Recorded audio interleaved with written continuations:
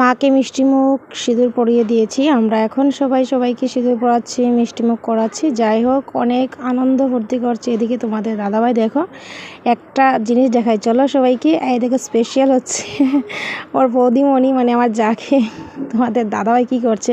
কিন্তু দুঃখের বিষয় একটাই যে আমাকে তোমাদের দাদাভাই রং দিল না।